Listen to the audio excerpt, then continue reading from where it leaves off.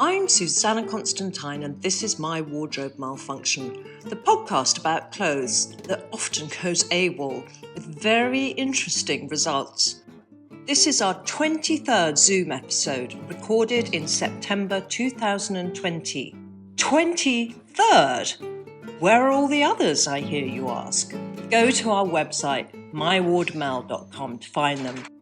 You can also see our pyjama party and join us by emailing your own clothing stories to help@mywardmal.com. Finally, please do subscribe, rate and review, and follow us on the usual socials at mywardmal. Right, on to today's special guest, superstar historian, creator of HistoryHit TV, and host of the HistoryHit podcast, Dan Snow. Dan has done more than 500 podcasts, so he knows a little thing or two about this medium and has interviewed some extraordinary guests. But what did he have to say about his own history in clothes? Let's grab the handles, open my wardrobe doors, and find out what's inside.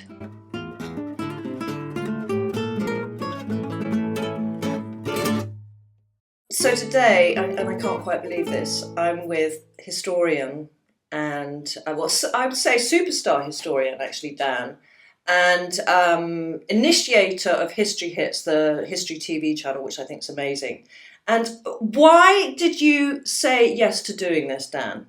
Can I ask you? I said yes to doing this because, do you know what? I'm a big admirer of yours, obviously, and I'm kind of keen to explore fashion and what I wear, because the older I get, you know what, I think as I'm losing my the body and the face that came with the package, right? Yeah. As I'm losing that, I'm more aware now of what I need to put on myself and around myself, and kind of building that identity. Whereas I think my identity in the old days used to just be like young, healthy person, and I was lucky. I guess I was lucky. So. And now that's kind of going, and so I'm kind of really interested now in fashion, and I'm just being more thoughtful about it. That is so interesting. And as a woman who's kind of been involved in the business of helping women and some men self-esteem through clothes, I've never thought of that. I've never thought that, and that's although I'm a lot older than you, it's exactly what I've been going through. You can't rely on jeans or the fact that you run 10K, because that doesn't have an impact anymore. And so you do, and I've been doing the same. You have to reevaluate, and you have to rely more on clothes. Exactly. And so I went through this very odd, I'll actually never forget it. I went through this, it was like a 6-month period when I was 15. And I woke up, I went from being this skinny, weird, giraffe-like, prepubescent, like friends, school friends. I like, everyone used to joke about how like ugly and weird I was. School friends, yeah, great friends. Anyway, and school people, associated people at school. And then in the space of 6 months, I kind of had this, my body just transformed. And I remember every night, I didn't have a mirror in my room, but I looked at the double glazing on my window, and I saw this guy with a 6-pack. And I was like, who is that? What is happening here? And it was the most exciting transformation I've ever obviously experienced. And it's one that changed my entire life. I went from being a total loser to being on the first 15 rugby in the space of a year, and then I got all these new friends, and for 20 years from that point, all I had to do was put a pair of jeans on and a t-shirt, and I looked good. Like, I didn't look fashionable, but I looked good because I just had this. It was all good. Now that's not true anymore, and so I'm kind of, I'm coming to terms with that. Yeah. Well, it's like you've always had you've had the framework, and now you've got to rely on the upholstery. But it's interesting that you say that.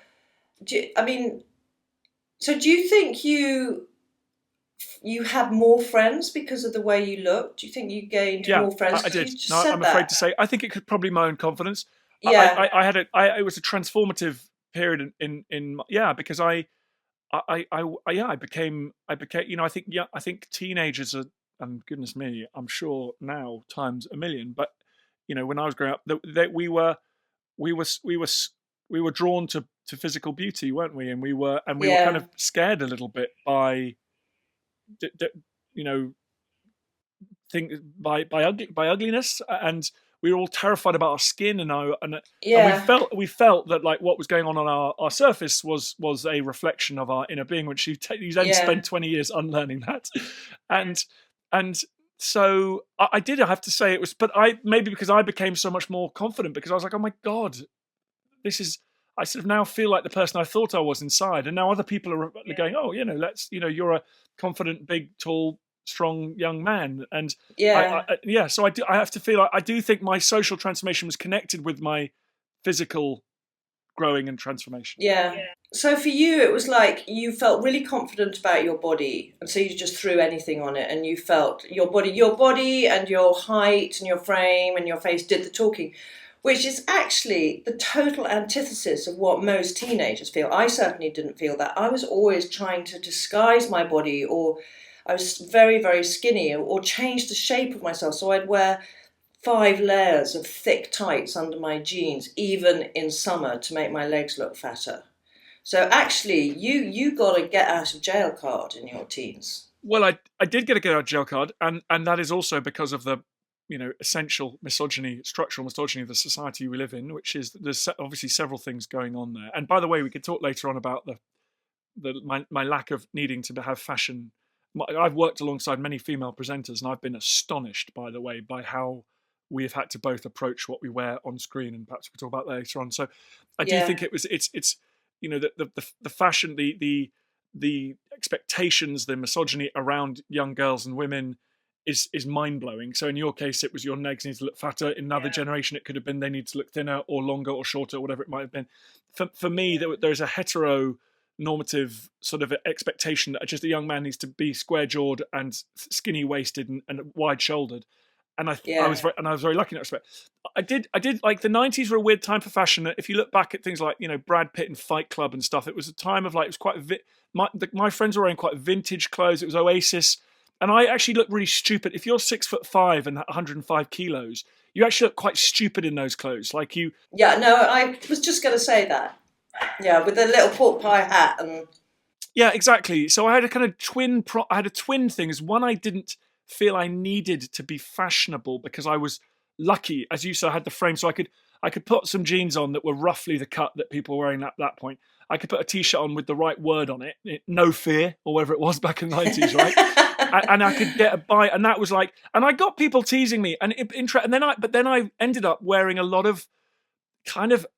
That was a time when it was quite unusual to be that tall. It was before the internet, right? So it was hard to clothes shop, and I ended up wearing a lot of preppy American stuff, like East Coast frat boy, Ralph Lauren, because you could buy those like chinos and those shirts off the peg in the UK, and that was quite unusual. I lusted to wear unbelievably. I wanted to like Liam Gallagher, but I kind of didn't. It was without going to extreme measures and like tailoring. That was not an option for me. So my fashion became sportswear, t-shirt, jeans, trainers, and I've kind of never grown out of that in a way, and I regret that. I've had a very boring life in fashion, and so part of it is probably my own innate conservatism. Part of it was this weird start I had, and part of it was just it's difficult as a guy who's enormous to wear those fashions.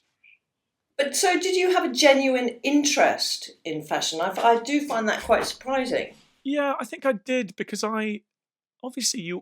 despite the kind of projecting the confidence of a rugby playing, deeply privileged, square-jawed 18-year-old, you're always deeply insecure deep down, right? Yeah. You're always looking at other people. You're always thinking, God, the way that person's wearing that stuff is so cool.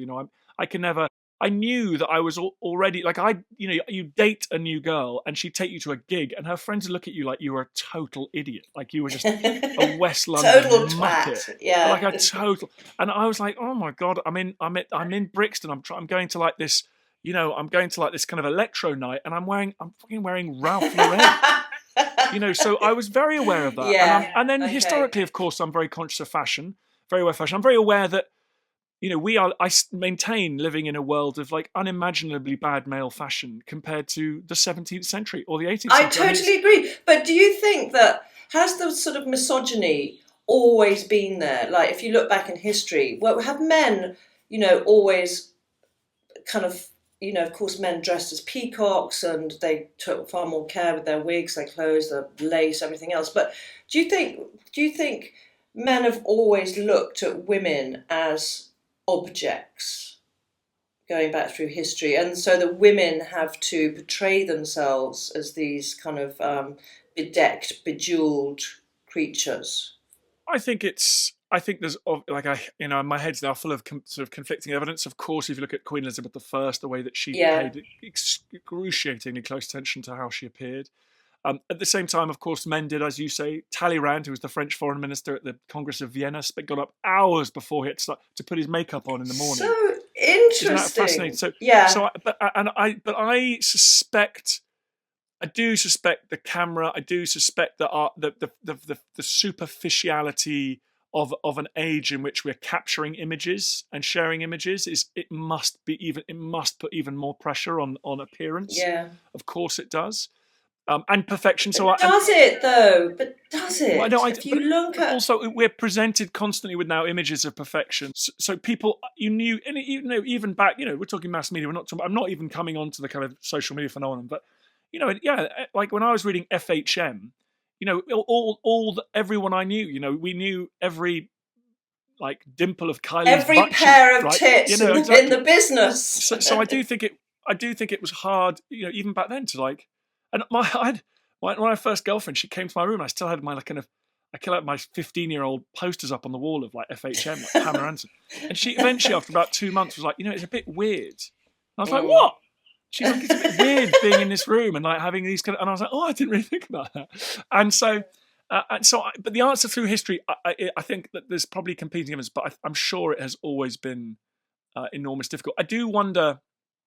Yeah, and I was just reading a book actually about the 12th century, and women were constantly referred to by their looks even back then. So like they're arranging these marriages between Henry I's kids and European princesses, and by all accounts, she's a very beautiful, a very pretty, very beautiful person as well. So I do think that's probably big. Yeah, and it's kind of like, if you think about, then back in the sort of, in the, let's say, Elizabethan times, the amount of work and time and effort in embroidery and beading and lace making that it took to be presented at court or to go to a ball, whatever it was so extreme. So we don't have that today because everything's instant.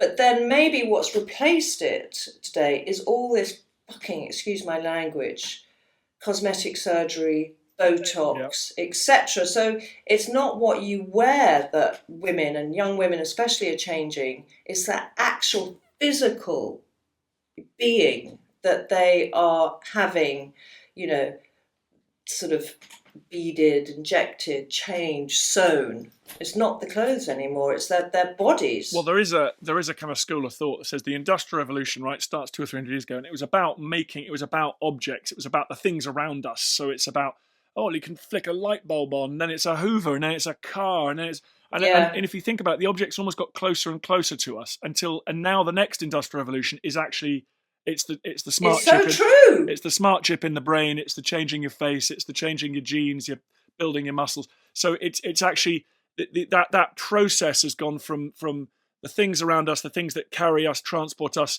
to utility things in the home, to things right inside us, changing our very nature. So. That is so true. And do you have, obviously, I so firmly believe that a knowledge of history helps us project what's is going to happen in the future to a certain degree. But are you as much interested in the future of history in the making and what's going to become history as you are in the past? Yeah, that's the weird thing about people who slag off historians. They think that we're all like weirdly obsessed with just dead people. Yeah. And the reason we love history is because we're totally fascinated by the future and the present, and history is where that all comes from. Whether we like it or not. So I get up every morning. I cannot wait. Particularly, it's fascinating. The older historians I know, I interview these guys, men and women in their 80s and 90s. They are so fascinated by the world because they know where this stuff comes from. Oh, I see. There's trouble in in Belarus. You know, there's the president's under. Well, of course there is, because if you look back 20 years, 30 years, 50 years, you can see that all building, and then it comes to pass. And like, I am so fascinated to know what happens to Donald Trump in November. I'm more fascinated than anybody I know, because you've studied the history of racism in America. You've studied the history of elections in America, of isolationism, of presidential quirk and criminality. You cannot wait to see who the next one will be. Whether the future belongs to Alexandria Ocasio-Cortez and the progressives, or whether there is this swing back towards an older, whiter, slightly more racist, very much more racist view of America. Like, that is, I'm obsessed by that. And do you have that on? Because you have an amazing podcast. You've done like 500 episodes, and then you have your HistoryHit channel too. So do you discuss that as well, the future? Because to me, like you said, that is what it's all about. That really cements the importance of history, I think, especially for the younger generation. Yeah, of course. Yeah, of course. And for me, it should always be rooted. So it's interesting. My journey was that my mum and dad were both journalists, right? Dad was at the BBC, mum was at the CBC. She's a Canadian correspondent in London. Our discussions around the breakfast table was their job. Their job was like, they went up to Hillsborough when the disaster happened up there. They went out to Iraq, Saudi Arabia when Iraq invaded Kuwait in 91. So that I was like, wow, the world is so fascinating. These people, mum and dad, are involved in this.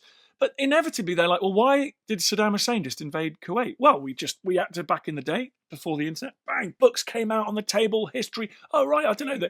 This is where it comes from. He's claiming it was always part of Iraq. Was it? Well, that's a bit controversial.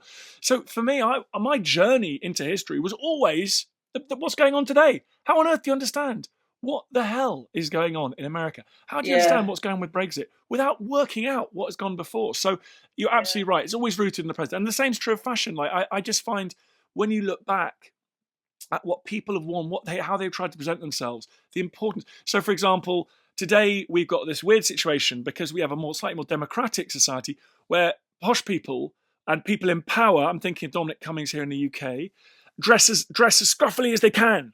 Because that's kind of making a statement. Whereas in the old days, as you pointed out earlier, with the beadwork and the sewing up and the pulling, the corsets, you dressed because you wanted to, because only the elite had power. You wanted to show that you were in the elite. So everyone was dressing up. You know, you think of the Artful Dodger and Charles Dickens. They're all actually dressing like little gentlemen because they're trying to kind of haul themselves up. Now, you know, everyone dresses. David Cameron there in his jeans and his Converse. And they're all trying to do the opposite. And that tells you about power and where it lies and perception. So I find all that stuff fascinating. Oh my God, you need to do a book on this, and I'll help you. I think it's so fascinating, the history of fashion and how it's led us to where we are today.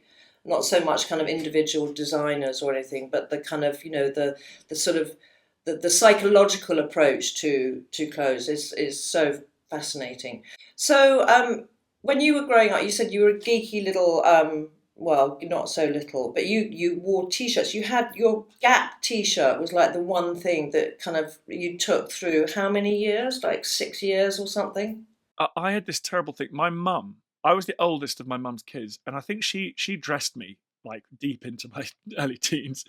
And I don't know why, but she would dress me in like, she was Canadian, and there were all these like Canadian designers like Marcy Lippman and stuff, and there was like, and then there was Naf Naf. Do you remember? My mum loves bright colours. Yes. So I was like this. I remember Naf Naf. I was a big, unconfident, skinny kid wearing like my mum's choice of clothes, like deep into my. And then eventually, my mates took me to Gap. I'll never forget. We went to Gap together, which at that time was like high street, and it was you could be quite anonymous as a teenager wearing that stuff because it was just, as you remember, like completely like a sort of. You just hide in plain sight when you're wearing that. It was just a universal look. It was a universal look, and it was safe. Yeah. It was super safe. And I could actually, depressingly, this is how traumatic the early years are, man. I could tell you what I bought. I bought like a grey, there was a zip, and it was a long sleeve top with a little zip there. And I bought some white T-shirts, and I bought some jeans. And I wore those every day for the next 2 years. And the decision, my mum and dad gave me the best start in life, but the one thing I'm doing with my kids is I'm going to help them perhaps have a bit more adventure and a bit more excitement in their wardrobe and give them a bit more freedom because, and it wasn't my mum's fault. She didn't know it. She just had no, you know, this wasn't something. She was a busy, unbelievably, she was a working mum, like amazingly impressive. But that transition, I still remember that shopping trip. That's how important that stuff is. But so do you think, rather than your wife, you're the person to give your children clothing advice? No, I think we talk about it as a family a lot more. I mean, again, my role is very different to my dad's role a generation before, and I'm sure that's true of lots and lots of parents, lots of men out there. Still, we haven't come far enough, but we are we are a long way. A long way, yeah. A long way. And so I think, I mean, if anything, we like going shopping as a family, and I love, and also the internet is amazing. So we choose things together on the net, and we find fun things to wear as a family. They're still young enough; they quite like novelty things. So they're yet. How old are they? My kids are 8, 5, and 4. Okay. Yeah, so we have good fun with that. I mean, I'm just kind of aware that the opposite. I just don't want to go too far the other way and turn them into little kind of clothes, go crazy and have wardrobe. I think it's just letting them, just going with the flow. I mean, you just got to go with it. I mean, my youngest daughter, she would wear. I remember once we were going up to London, and she was only about 6. She arrived downstairs. She'd wrapped her entire face in cling film, with 2 little holes for her nose, straws coming out, and a little mouth. A cowboy hat, patchwork skirt, kind of little, I call Christy Brown. Do you remember Daniel Day-Lewis and My Left Foot? I don't know, he always wore these little kind of tank tops. Patchwork skirt, jodhpurs, and gold tap shoes. And I took her up to London like that. Amazing. And it's just gone from there. Just let them do what the fuck they want. It's so wonderful when they express themselves through clothes. We went to the Natural History Museum once, and just as we were leaving the house, my little daughter, about 5 or 6, she just put a pair of those lovely butterfly wings, those sparkly butterfly wings on her back. She just went, all right, hang on. We're going down to go to the museum. I'll just wait a sec. I just need to get there. I was got keys, right? Oyster card. And then she was just like, oh, hang on. Strap them on and just walk around London all day, and I thought, brilliant. What creative and wonderful. And it's been really nice as parents, not sort of trying to stop yourself from saying those little tiny things that can have such a big impact and exactly. But you're so aware, Dan. You're so aware that I'm so impressed, because it is, looking back for all the women I've worked with, it can be one comment like, your bum's on show, and that, whatever it is, that will crush a woman for the rest of her life. So it's like, you don't want it to be too much of a minefield, but it is, it's not a question of stepping on eggshells, but it's just sort of not paying too much attention to it, I guess. Yeah. I know it is scary. Well, that's parenting, and that's across the board, right? It could be not just fashion; it's all sorts of things. You just don't want to. But of course, we will do, because that's the nature of it. But it will be a comment that you just don't even remember. But I know. And so, looking back in history, which era, or do you think was had the most interesting or amazing fashion? My spirit animal, or whatever the hell the expression is. So some people just look amazing. That they get united with the fashion of a certain era, and you're just like, holy shit! You just stepped out of a. And there was this wonderful friend of mine at university called Kate, and she just realised that she was like 1920s. That incredible. She had the body, she had the look. It's odd to say, but she had the kind of, even her skin that was from that period. Yeah. Because she didn't tan, for example, pale. So she's not. Yeah, exactly. Yeah. So usually she's like, oh god, it's so embarrassing, I don't tan. Instead, but she just put on the kind of amazing, the head with the little jeweled things that come down. I don't know what they're called. And she even could dance brilliantly. And she was like, she just wore it all the time because she realised it really worked for her. And so I discovered that I'm just 18th century naval officer, like pirate captain. I mean, that's just my thing. Okay. And to the extent that whenever I go to a fancy dress party, I just wear that no matter what the dress code is. Okay. Because I know that it's just what I'm meant. The massive billowy shirts with the ruffle up the front. Yeah. The funny trousers that come quite high, but are very tight. Because obviously they're kind of very tight on the thigh and the bum, and then the tailed coat, the sort of the tailcoat, the tailcoat with exactly, and then the waistcoat that crushes it all in, and it just suits me, and I love it, and I wear it all the time. But is that? But do you think that was? I mean, when I don't know if you know the answer to this, but in which do you think was a sort of pivotal time in fashion in history God, I where don't know. I mean, I think a lot of it, like today, was there the is about equivalent of the technology. Industrial Revolution, a kind of fashion revolution? Wow, that's very interesting, isn't it? I don't know the answer to that. I suspect it's got to do, like with our culinary revolution, and indeed the industrial revolution, is going out around the world and finding incredible stuff that you can suddenly wear. So a great example is the French explorers, imperialists, went to Canada, and Canada was freezing cold, nothing much there. No one particularly liked it, but it was amazing for beavers. And they just committed a sort of genocide on the beaver population. Every single person in Europe wore beaver skin, hats, scarf, like things around the neck, and it was just this astonishing fashion explosion. And so I do think that. I think that again, it was around about the industrial. It's discovering new dyes, new materials. Yeah. Just as we were discovering things like pepper and nutmeg, your range of things that you were able, the materials, discovering the extraordinary world-class textile industry in Bengal that the British then destroyed. Yeah. But before they destroyed it, they imported tons of those. And I've been to the V&A and made programs with the experts there, and they show you the muslins and the silks and everything, and the light cottons. And so I do think it's probably once you're able to access the global talent, global raw materials, you're obviously your dress can That's become, when that's so true. And so then, like, you've travelled not in search of silks and muslins, but a lot. So do you have a comfort blanket that you take with you everywhere? Is there something? It needn't be a piece of clothing, something that you cherish that always comes with you. Well, do you know what? This is the thing about social media. I used to take this like sort of silly old Indiana Jones hat because I had this like cosplay.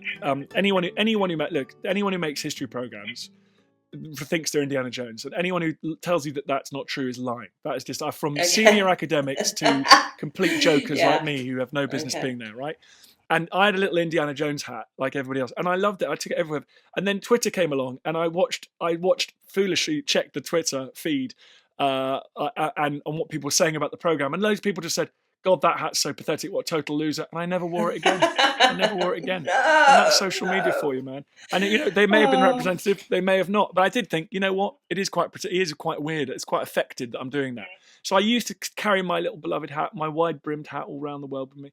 So comfort blanket, yeah, I think that's probably it, really. Yeah, I don't, clothes-wise, I now try and pack extremely light. I mean, I love going hand luggage only if I can, which is, I agree. It's such a joy, isn't it? And you're so free, and particularly also, especially if you're going to weird places, it's just so nice knowing you're not going to be separated from your luggage. It's just such a nice feeling. Yeah. So, but again, I'm very privileged I can do that. I mean, as I said earlier, I've worked with people like Anita Rani, and the effort that she is expected to go to is actually just, frankly, ridiculous. And you're making, these are not studio shot shows in London where you've got lots of support. You've got cabs. These are shows on location in like the Valley of the Kings or in Mumbai. So. It's really difficult to bring. But so someone like that, Anita, would she put that pressure on herself, or was she expected by the production to have the kind of hair and the makeup? Did that travel with her? It's a really interesting point, because there's people like Kate Humble who have really bravely and brilliantly just refused to play the game, and it hasn't affected their career. Well, I mean, she's fantastically popular and successful, so there may have been other bits of, she may have foregone the chance of presenting Strictly Come Dancing or whatever, but it doesn't seem to affect her career enormously. And but with other presenters I've worked with, that just I think they feel, I don't know where that pressure comes from, to be absolutely honest with you, whether it's coming from them, from the outside, from production.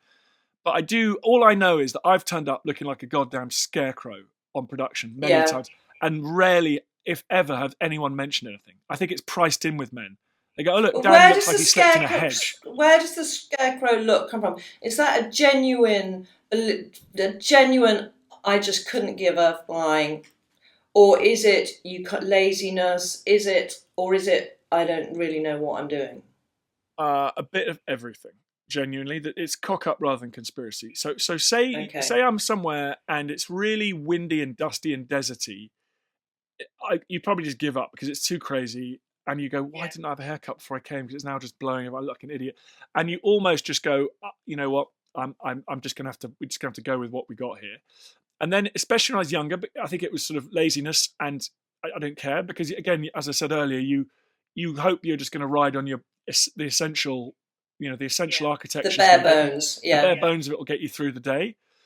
But a lot of it is like I don't know really. I don't know what to wear. I don't know what to wear on the television, and I still don't really. I think I don't. Do you wear that kind of It suits, luckily. I hate suits, so they're gone in terms of location filming. They've been replaced by a kind of weird trouser and bright coloured, block coloured shirt. Like, so you can't have. It's difficult that cameramen or camera operators complain about strobing and things. So you go, oh, I don't want to risk it. I'm just going to wear a pale blue shirt. Yeah. But then that just is savage as well. So you just go, okay, I'm gonna rock the t-shirt.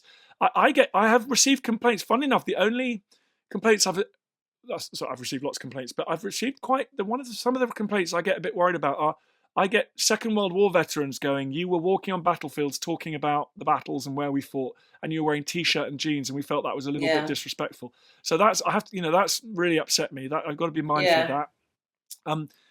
In the winter, funnily enough, the weather actually helps because the weather you're allowed to just zip it all up under the jacket or under the something to protect you from the rain. But it's tough in the summer because then you've got the options, and it's I don't know what the answer is. Yeah, but I guess I don't really know what the answer is either. I think when you're presenting on television very much, and especially with someone like you, who it's much more about what you're saying, what you're delivering, than it is how you look. It's sort of got to come from you. It's got to come from, and it's. I kind of feel stupid saying this to you because, but I'm pleased you find. I'm glad you find clothing kind of interesting and worrisome, but it's sort of got to come from you. And I guess I don't know. It's just sort of jacket and jeans, which is so boring, but it is boring for men. But I don't think it is. You have to be respectful for the place you're in, but does it really, really matter? Yeah, well, I agree. So I think the problem, because it is boring for men, then that makes it harder for you guys than it is for women. And it reduces your motivation, I think, as well. I would love to dress like Brandon Flowers. I would love to dress like Brandon Flowers on the main stage. Wouldn't we all? Oh, I'm just I obsessed would love with the to guy. dress Brandon Flowers. I would love to be Brandon Flowers, frankly. Yeah, me too. But the point is, I don't think that would work. And I think it would detract, as you're saying, given that I'm there, given that I'm meant to be there, it's not meant to be about me. I'm going, look, this is where the First World War, the first shots, the First World War were fired in Belgium at this point. And then to be dressed like Brandon Flowers in that context just feels kind of strange. And it's also, it is impractical because the great thing about TV, as you know very well, is that some days I haven't been quite as assiduous reading the call sheet and as I should have been. But particularly, when in the old days when I used to work a lot before I had kids, you'd kind of pack and you'd have forgotten that actually it was in the morning you're going to be in Jane Austen's house talking about Jane Austen. In the afternoon they'd put you down a coal mine and crawl through some old tin workings because of something that occurred. And you're like, oh shit. So you actually do have to go, I need to, and I have had times when I've made a bit of an effort and you're like a total idiot because you then sort of end up, in your kind of sports jacket, you're wading through the mud. And you're like, what am I doing here? So I do. I've often retreated to a place of safety, and that is very boring. And everyone goes, "Look at that tall, boring," Yeah, but do you know what, Dan? Who cares, really? I think the people who notice that aren't watching your programs properly. I think that's true. I think that's true. So, and they're not listening to what you're saying. But I think that kind of there is. How old are you now? Like in your 41. Are you 41? Yeah. Oh, you are getting on a bit, aren't you? Knocking on. I thought you were a bit younger. But I think that because my husband, actually you remind me of my husband a bit. Him in just a t-shirt, he looks like a ram dressed as lamb. And that can happen for men too. So for him, and he's like you. He doesn't care what he wears. He's like, everything's got holes and is pretty dirty most of the time. But I guess it's just, it is the shirt, but not the bright coloured block shirt that's a little bit too tight, and the tight trousers a la Brandon Flowers. I guess that's what you do, is you find someone or somewhere to make it easier, because you don't have the time or the inclination, really. You need to find, I tell you, a really great place for you to look. So Dan, have you got a pen? Okay, so write this down. This is a really good site where I think you will find the new Dan Snow look. Ooh. And it's called A Day's March. Yeah. Do you know it? Do you know it? No, but it sounds cool. That's where you go. They do really great. It's kind of quite utilitarian, but smart. It's kind of utility smart, a bit like Carhartt or something like that, but more appropriate for a 41-year-old. Used to love Carhartt. Yeah, lovely. Yeah. Do you know what? A Day's March. That's very cool. I mean, what I have slightly moved into is like a long, like a cashmere, like a tight-ish, but like a cashmere jumper, like a long sleeve cashmere, and I quite like those. What, V-neck or zip up or what? No, I've actually just a round neck. I've been wearing. So it feels like for whatever reason, it just feels like it's you go up a level from a t-shirt. But you don't have to go up to collar. Like, sometimes I still feel when you're outdoors and you're filming, for some reason, putting a collar, you're just like, is that really going to be so, but I will check out A Day's March. That's very cool. Yeah, check it out. All right, my love. Now, have you ever had a wardrobe malfunction? Oh yeah, I did. Yeah. I was in Egypt, and we were filming in these amazing Egyptian, the ruins, the ancient Egyptian ruins are actually just the best in the world. They're just fantastic. And I climbed onto a big limestone block in the, I think I was in the Ramesseum just outside Luxor, and the entire seat of my trouser ripped out. Like, I was wearing a pair of Hugo Boss jeans, and the whole thing, it was kind of like a comedy rip. I've never even seen one before or since. It just ripped from hip to hip right along my bum. What? And then hung down like a flap. I know. It was like really a cesarean. It was like a cesarean. It was the most bizarre. Like, it didn't just rip across the back of one thigh. It just ripped right across my bum from side to side. And I had to go around the rest of the day with this giant cat flap over my arse.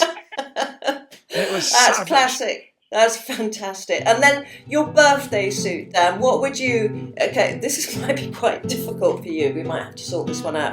But what's your kind of go-to outfit that makes you feel you're going somewhere and you want to feel confident, you look good? What would it be?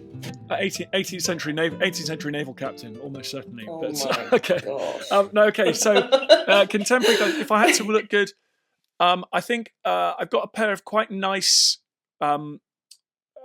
unusually for me, fitted trousers. I guess would you call them slacks? I guess so. Like quite a heavy tailored trouser. A tailored trouser. I mean, this is how pathetic men's fashion is. That's what we're talking about. I mean, that's this is the choice, guys. A track pant or a tailored trouser. Take one. Well done. Yeah.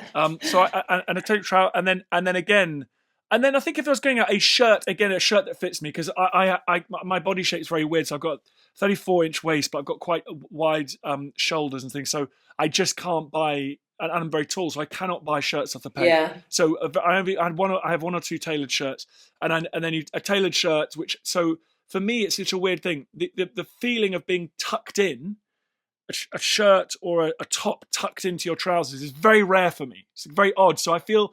But I guess maybe it makes me feel quite young and quite safe, because that's what, when you're a kid, you get yourself tucked in, So if you're going somewhere, those trousers, a shirt that's long enough to tuck it in really nicely and makes me feel snug around the waist, and then a cool belt. I bought a ridiculous belt in America a few years back, a funny belt buckle, and that's probably my go-to. Go-to.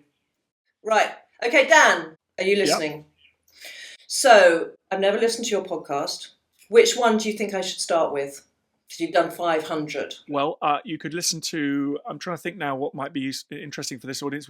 I did one on Queen Elizabeth and her fashion and the way she ruled, with the very brilliant historian Helen Castor. And so that would be, how her body, her profile, what she had around her and on her body was integral to her leadership style. That might be super interesting. The whether women have more sex under communism was one that was a smash hit from last year.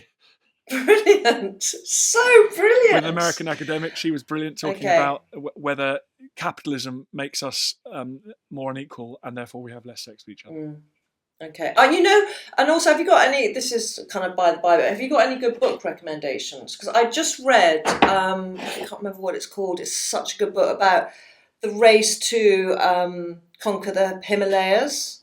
Oh, yeah. You read that during the Second World War. Yep, I saw that was out. Have you read that? That was, I did see that was out. I haven't read that yet. Amazing. It's amazing. Extraordinary stories, aren't they? So, Dan. Yes. Dan Bedpan. I'm just holding my phone up to get better Wi-Fi. So, Dan, is there anyone in history who stands out sartorially for you? Well, obviously there's extraordinary rulers and influential people like the Duchess of Devonshire in the UK who had a mannequin in a sealed carriage brought to her from Paris every season for the fashions. But I think, so speaking of France, I'm always obsessed by, just before the French Revolution, fashion got pretty leery and women used to have their hair done with ships. They actually had ship. You go into a party and women would have a frigate in their hair, because the frigate that had been sent by France to help George Washington during the American Revolutionary Wars. And that's an amazing fashion that kind of shows that you demonstrate your politics through your fashion, and took hours apparently to prepare. And you walk into a party, it would look like ships sailing on a sea of heads. Amazing. How amazing. Yeah, really cool. That makes a ship in a bottle look really inadequate. Totally inadequate. And then Marie Antoinette famously spent a lot of money on clothes, and her reputation, perhaps slightly unfairly. She said they said she got plastered the walls of her rooms with diamonds and gold, but she did spend a lot of cash on clothes. So she is an extravagant dresser, but one who paid for it with her life. Yeah. All right, Dan. Well, listen, it really has been. It's been fascinating. It's been enlightening. It's been surprising. Actually, really surprising. You're not the person I expected you to be, and you're fantastic. So thank you so much for taking time. Thank you for having me.